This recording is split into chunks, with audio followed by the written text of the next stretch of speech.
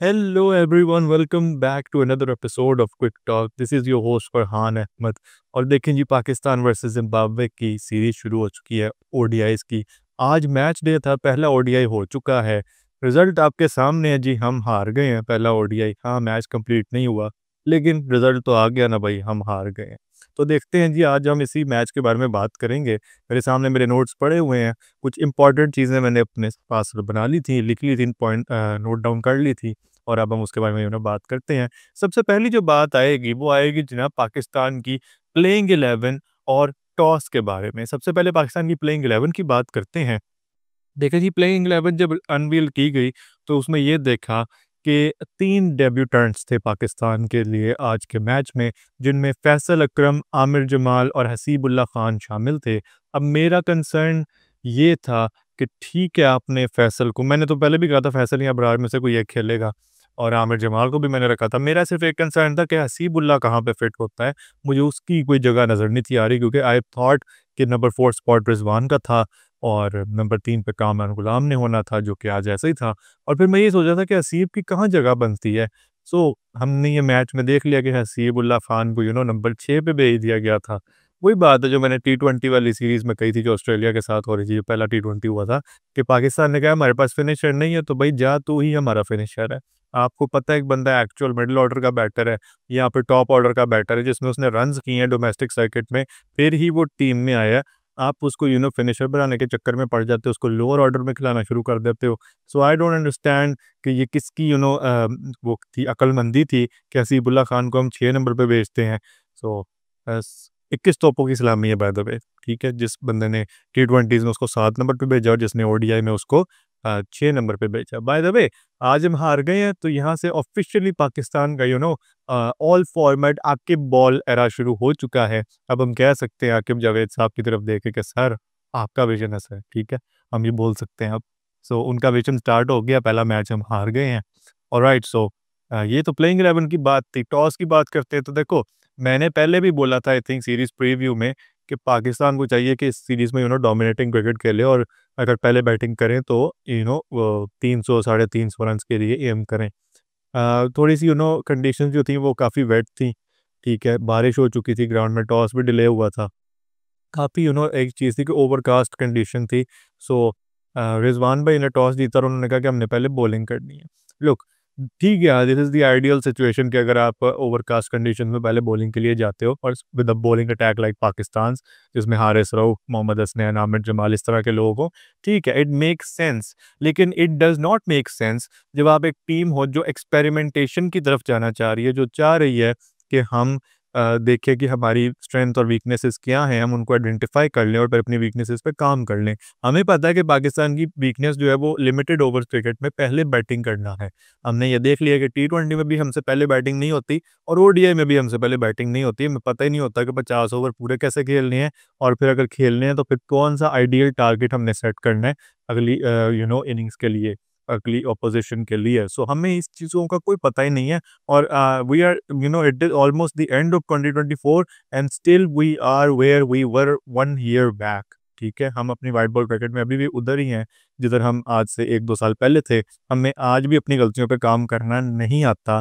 हम नहीं चाहते कि हम एक्सपेरिमेंटेशन करें, और हम बायलैटरल्स में कम अज़ कम कोशिश करें कि टॉस जीत गए हैं तो कम अज़ कम बैटिंग कर लें, अपने जो टैलेंट है उसको पूरा मौका दें कि आप 50 ओवर्स कंप्लीटली खेलो। सबको गेम टाइम मिलेगा और आप अपनी गेम को फुली एंजॉय करो, वहाँ पे जाके कंडीशंस के साथ अडेप्ट करो, इंटरनेशनल स्टैंडर्ड्स को अडेप्ट करो, सीखो। यही सीखना जो है ना, ये नई लौट के काम आने वाली चीज़ है। लेकिन पाकिस्तान तो ऐसा करता नहीं। Pakistan always goes for the safe option buy the वे। आज भी वही हुआ, बॉलिंग कर ली पहले टॉस जीत के। मुझे नहीं समझ आती कि ये डिसीजन मेकिंग क्या है। I mean, it's a Zimbabwe series, man. I get that Zimbabwe is a good team, by the way. I said that home soil में वो शेर है। लेकिन यार, आपको एक्सपेरिमेंट भी करने की ज़रूरत है ना, स्पेशली जब आप यंग लड़कों को चांस दे रहे हो। ये जो डिसीजन मेकिंग थी, ये मुझे कोई समझ नहीं आई। जिम्बाब्वे की बात करते हैं तो यार, मैच शुरू हुआ तो काफ़ी अच्छे थे वो, उन्होंने पावर प्ले पे काफ़ी ज़्यादा आई थिंक कैपिटलाइज़ किया। 8 ओवर था आई थिंक, मेरा ख्याल है एक पॉइंट पे, जब 8 ओवर्स में 45 रन उन्होंने स्कोर कर दिए थे आई थिंक, 1 विकेट के लॉस पे। They really capitalised the earlier overs, I think they knew कि ये जो पिच है इसमें स्पिन के लिए भी कुछ है, और जैसे जैसे गेम प्रोग्रेस करेगा यहाँ पे बैटिंग करना मुश्किल होता चला जाएगा। तो ये जो मसले थे ना पाकिस्तान के, ये इनको हॉन्ट कर गए at the end of the game, क्योंकि इनको ये समझ आई कि हमने गलत डिसीजन ले लिया था टॉस जीत के, हमें पहले यहाँ पे बैटिंग करनी चाहिए थी। बारिश हो गई, गेम कॉल ऑफ हो गया, आप डीएलएस पे पीछे थे, तो आपको फिर आप हार गए और जिम्बाब्वे को 80 रन से विक्ट्री मिल गई। सो आई थिंक इवन कुदरत wants Pakistan to start batting first in bilaterals now. I think it's been like that for quite some time, और अभी मेरा ख्याल है कि इनिशिएटिव ले लेना चाहिए कि जब आप टॉस जीतें, कम से कम ऐसी सीरीज में तो आप पहले बैटिंग ही करें और कोशिश करें कि एम करें कि हमने 350 तो करना ही करना है। इसके अलावा जनाब हम बात कर लेते हैं पाकिस्तान की थोड़ी-सी बॉलिंग की। तो सलमान अली आगा की सबसे पहले बात आएगी। सल्लू आगा भाई ने 3 विकेटें हासिल की, 42 रन्स दे के 9 ओवर्स इस भाई ने बॉल किए थे। आई थिंक देखो इस बंदे ने बड़ी अच्छी बॉलिंग की। ज़िम्बाब्वे की जो लाइनअप में कपल ऑफ लेफ्ट हैंडर्स थे, तो ये तो आपको चाहिए होता है कि आपका एक ऑफ स्पिनर हो, और Salman Ali Agha is a decent off spinner by the way when there is turn to offer by the वे।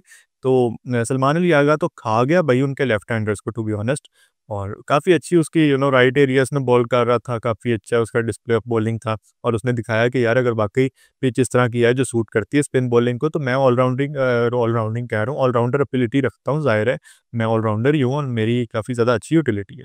अगर मेरा ख्याल है पाकिस्तान उसको नंबर 5 पे खिलाना शुरू कर दे ओडीआईज में, on a permanent basis, by the way, on a regular basis, and Pakistan gives him a proper run on the number 5 spot, I think he can be an excellent all-rounder for Pakistan.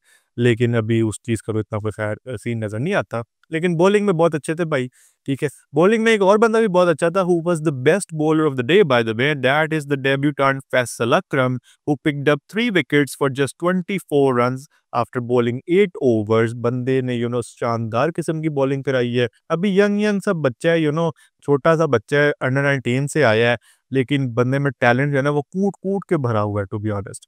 बंदा sharp turn ले लेता है ball के साथ, दोनों तरफ ball को turn करता है, रिस्ट स्पिनर है, चाइना मैन है, left arm China man, man man another man bye the वे। दुनिया में बहुत कम है इस तरह के bowlers. I mean you got Kuldeep Yadav in India, he is an excellent left arm China man bye the वे।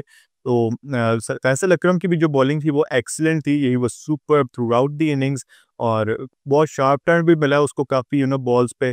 कुछ उसने पीच ऑफ डिलीवरीज भी डाली हैं, कुछ वो बिल्कुल ही बीट कर देता था बैटर्स को। तो I get that it was just his debut and it was a debut against Zimbabwe in Zimbabwe, लेकिन मेरा ख्याल है कि now it is high time Pakistan इसको पकड़े और इसको ब्लड करे फ्यूचर के लिए, क्योंकि ये आपका अच्छा वाइट बॉल का स्पिनर बन सकता है। आपको इसको ब्लड करना पड़ेगा, प्रॉपर गेम टाइम देना पड़ेगा, अच्छी क्वालिटी ऑपोजिशंस के खिलाफ भी इनको खिलाना पड़ेगा, डिफरेंट कंडीशंस में इसको ट्राई करना पड़ेगा। फिर आपके पास अच्छा खासा सैंपल साइज आ जाएगा कि is he good enough to be part of your white ball setup going forward, और do you need to try out some other spinners as well. तो मेरा तो ख्याल है कि ये फैसल अकरम जो है इसमें डेफ़िनेटली वो कीटाणु हैं, वो वाले जरासीम हैं कि ये एक अच्छा स्पेशलिस्ट स्पिनर बन सकता है पाकिस्तान के लिए और लंबा सर्व कर सकता है if he continues to be in this form. और I would love to see Arafat Minhas by the way get a game और 2 इन द नियर फ्यूचर, ठीक है। टी20 वाली सीरीज़ में है ज़िम्बाब्वे वाली में, आई होप उसको तीनों मैच मिल जाए। मैं पिट-पिट के थक गया हूँ कि अरफात और फैसल और सुफियान, ये जो लोग हैं ना, ये आपके नए स्पिनर्स हैं, इनको ब्लड कर लो। और अरफात तो यार मैं वही कह रहा था कि शादाब खान वाली जो ड्यूटी देता है वो एक बैशिंग क्रिकेटर है, अटैकिंग माइंडसेट के साथ खेलता है, और फिर उसके 4 ओवर्स भी वो बीच में आपको निकाल के दे सकता है। So he has that allrounder capability, he can easily fill the void of Shadab Khan by the way while he is in the domestic circuit. May Shadab Khan regain his form very quickly because we need him, man. He's an all-round package. So Pakistan definitely needs Shadab Khan. But in his absence, we can blood another all-rounder, in that case Arafat Minhas, to be honest. So Faisal Akram की असल में बात हो रही थी। फैसल अकरम was lovely to watch, और मैं दुआ करता हूँ कि उसको तीनों मैचेस मिले और इसको जहाँ कहीं भी फिर आगे गेम्स मिलती हैं जो नेक्स्ट सेल करे, क्योंकि पाकिस्तान की बड़ी अशद ज़रूरत है अच्छे स्पिनर्स। तो गुड ऑन फैसल अकरम। आगे चलते हैं जी। जिम्बाब्वे ने टारगेट दिया पाकिस्तान को 206 का, 205 रन पे ऑल आउट हो गए थे सारे जिम्बाब्वेन बैटर्स, और कुछ रेजिस्टेंस दिखाई back end of the innings में, क्योंकि 99 फॉर 5 थे एक टाइम पे, लेकिन फिर अच्छा उनको 1-2 पार्टनरशिप्स लगी और 183 तक आई थिंक 7 विकेट्स जस्ट उन्होंने लूज़ की थी। सो वो जो कुछ पार्टनरशिप्स लग गई ना बीच में, वो काफ़ी अच्छी थी, उसने काफ़ी सहारा दे दिया और स्कोर को एक डिसेंट एंड पे पहुँचा दिया। पाकिस्तान की बात करते हैं जी, तो पाकिस्तान का पावर प्ले बहुत ही गंदा था और हमारे ओपनर्स फेल हो गए आज बिल्कुल ही। अब्दुल्ला शफीक भाई तो बिल्कुल ही एक लेग साइड पे जा रही थी बॉल, उसको खेलने की कोशिश की, आउट ऑफ है। Saim Ayub was looking decent, he scored 2 boundaries but after that बंदा भी एज दे बैठा पीछे, कैप कीपर को कैपर कहने लगा था मैं। उसके बाद 17 पे 2 विकेट्स गिर चुकी थी आपकी और पावर प्ले के बाद आपका स्कोर था 27 पे 2 और ये क्रिमिनल था बाय द वे। मैंने तो यही अंदाज़ा लगाया कि यार ठीक है, ओवरकास्ट कंडीशंस है, जो मर्ज़ी है, but you are better than that, come on, do better. You guys are literally experienced and you played, quality oppositions all over the globe and all around the last couple of years. So you got to do better than that, man. I mean, I get you're playing against a team on their home ground, but you are the same team that was playing against Australia a couple of weeks back in their home ground, and you were bashing them for fun. So this is another Pakistan. और यही पाकिस्तान की कह लो कि इंफरादियत है कि you never know which Pakistan is going to turn up on the day. It will be unpredictable. No one can predict where Pakistan goes or how will Pakistan play. So that was it, man, and that was piss poor, by the way. You got to do better than that. वहीं पे आप game हार गए थे क्योंकि आपका जो DLS score था, वो पार स्कोर वो बहुत पीछे था और जो स्कोर होना चाहिए था 10 ओवर्स के बाद, वो बहुत पैड़ा था। 49 पे आप 5 विकेटें गवा बैठे, उसके बाद 60 पे आपकी 6 विकेटें गिर गई थी। कोई समझ नहीं आई कि क्या हुआ, क्या नहीं। 21 ओवर्स में आपके 60 रन थे। फिर उसके बाद बारिश शुरू हो गई, रेन डिले आ गया और जनाब आप ऑलरेडी 21 ओवर्स के बाद 140 रन्स आपके होने चाहिए थे। So you were already 80 runs behind और फिर मैच ही कंटिन्यू नहीं हुआ तो आप हार गए। सो आई वुड से कि यार I would give little bit of what do you say? I would cut them a slack, the openers. I think okay, पहला मैच था, उनको जाने दो। क्योंकि आपको ना मतलब ठीक है, आपको उनकी बात तो करनी चाहिए, उनको क्रिटिसाइज़ करना चाहिए। लेकिन अब वही बात है, एक बंदे पे हर चीज़ नहीं डालनी चाहिए। ओपनर्स ने अगर नहीं किया तो बाकी जो वो 3, 4, 5, 6, 7 वाले बैटर्स थे, वो क्या करने आए हुए थे वहाँ पे? उन्होंने भी तो खेलना ही था ना। और स्पेशली रिज़वान, मैं कहता हूँ he is got to do better man. I mean if he is scoring just 2-3 runs after playing 16-17 balls, that's not going to cut it. That's not going to change the brand of cricket Pakistan is hoping for, and that is going to cost Pakistan on crucial stages if he continues to be like this. He needs to set an example. He needs to go out there and say to the team कि देखो हमने मारना है और देखो मैं इस चीज़ की आपको एग्जांपल सेट करके दूंगा, मैं ही जाके बॉल 1 से मारूंगा, मैं ही 100 के कम से कम स्ट्राइक रेट से खेलूंगा और आपने सबने मुझे देखना है, मुझे फॉलो करना है। जब आप खुद कर लोगे ना तो फिर आप लोगों को भी कन्विंस कर लोगे, अपने टीममेट्स को भी कन्विंस कर लोगे कि इस तरह से खेलना है। लेकिन अगर आप खुद ही नहीं कर सकते तो फिर ऑब्वियसली टीममेट्स भी ड्रेसिंग रूम में उंगलियां उठाएंगे, वो कहेंगे कि यार तू खुद नहीं कर सकता तो हमसे क्या तवक्को कर रहा है। सो ये जो मसले हैं ना पाकिस्तान के ब्रांड ऑफ क्रिकेट चेंज करने वाले, ये तो बहुत ही डीप रूटेड है। और फिर वो वही टॉस वाली बात आ जाती है कि completely misread the conditions, misread the pitch and thought that bowling first was the way to go here. I said before कि यार मतलब यार आप ओवरकास्ट कंडीशंस हो ना, आप कहते हैं कि बॉलिंग करनी है, ठीक है मैं समझता हूँ बॉलिंग करनी है, लेकिन ये बायलैटरल्स हैं, these are bilaterals against Zimbabwe by the way, not against Australia, South Africa, New Zealand, England, not them, it's against Zimbabwe. So you got to prepare yourselves for the big tournaments, the big teams. अगर ये कोई world cup का final होता और overcast condition होती और 50 over का match होता तो फिर आप टॉस जीत के कहते हैं कि हाँ भाई हम बॉलिंग कर रहे हैं, because that's the same thing to do. लेकिन फिर आप सोचते हैं कि जब पाकिस्तान वाकई वर्ल्ड कप के फाइनल में पहुंचा था और ओवरकास्ट कंडीशंस थी तो पाकिस्तान ने टॉस जीत के पहले बैटिंग कर ली थी और एक कंप्लीट कोलैप्स हो गया था क्योंकि माशाल्लाह misread the conditions and the pitch as well. So what was it? I think it's more than 2 decades back, ठीक है, 20 साल से ज़्यादा हो गए इस खबर को, इस हेडलाइन को। उस दौर में भी लोग ये बातें करते थे कि पाकिस्तान ने ये क्या किया, ओवरकास्ट कंडीशंस थी और जिस तरह का हमारा बॉलिंग अटैक था, हम तो अपोजिशन को गले से दबा सकते थे, लेकिन हमने कम्प्लीटली डिफरेंट रूट इख्तियार किया और उसके बाद काफ़ी ज़्यादा कंट्रोवर्सीज भी आई थी, but let's not get into that, those are like that's the baggage of the past, so let's not talk about that.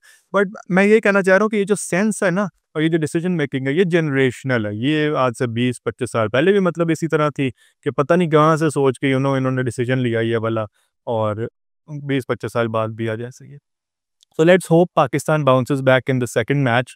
And in the third match also, और वो अपनी प्लेइंग 11 को सेटल कर लें। Do not send Haseebullah Khan on number 6।